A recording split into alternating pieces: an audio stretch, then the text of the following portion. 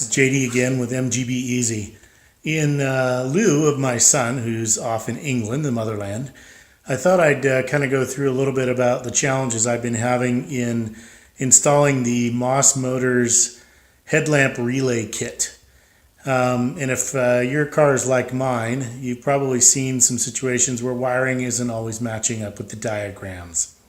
So let me kind of flip the camera around here and show you a little bit about what I've had to do. All right, so here we are at the front of the MG pulled off because I had to get to the wiring down here where the headlights all come together.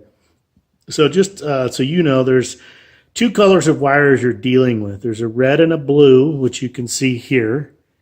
And then there's a red and a white, which you can see here. Now I also had to take some brake cleaner and kind of clean off the other wires back in there so I could see what actual colors there were. Once I did that, I disconnected all of the headlight wire connectors that you can see right there. There's usually 3 wires that go into it. Pull them all off. The reason I'm telling you to do that is that you need to track down which wires actually go to the headlamp's high and low beams. And the way I ended up having to do it is to put a continuity meter on, pull the headlamps out, and start testing the continuity between the high and low beams all the way back over here to my other ones. When you connect up the Moss Motors headlamp relay kit for the wiring here, just be aware that the ones that actually go to the different headlamps, high and low beams, all need to go back in to this little joint here.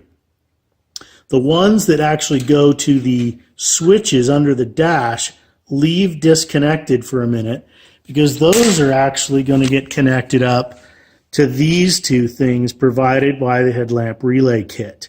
And again, everything's pretty nice and neatly coded, but tracking down which wires actually go to the headlamps, high and low beams versus provide power, was a little bit challenging while they were still inside the little connector pieces. You'll notice that I also mounted my relay kit right here behind the firewall, kind of right next to the, right next to the radiator, so that it was easy access. Then I ran the power line here up behind my fuse box, and then I've got it right now ready to connect down to my starter just with a loop connector on the end. Before you do that, however, please make sure to disconnect your battery, because you'll get quite a surprise if you do that. So again, hopefully that helps you understand where things are connected. Just run them through the firewall here. Come down inside in front of the, or behind the bumper, front bumper, and then you're going to have to track down, which ones go to high and low beams, connect those back up to the connector, leave the other 2 exposed and ready to connect to these 2 that go to the relay kit provided by Moss. Hopefully that helps. Obviously, the moment of truth comes when you actually flip the switch to see if you've got good bright headlights. And voila! We have good bright headlights. You'll know they're brighter when they don't have that yellowish tinge to them. They got a nice, bright, clear daylight look to them. So there you go.